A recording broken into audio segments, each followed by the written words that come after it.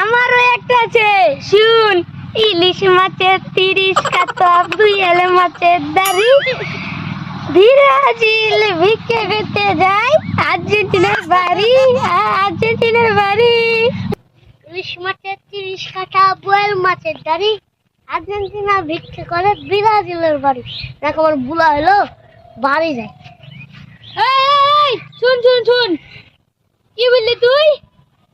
এই তুই কি বললি? তুই আবার বলতো দে। ও একটা ভালো একটা শুন। ইলিশ মাছের 30 কাঠা, বোয়াল মাছের দাড়ি, আর্জেন্টিনা ভিক্ষে করে ব্রাজিলের বাড়ি, আর ব্রাজিলের বাড়ি। ওই আমারও একটা আছে, শুন।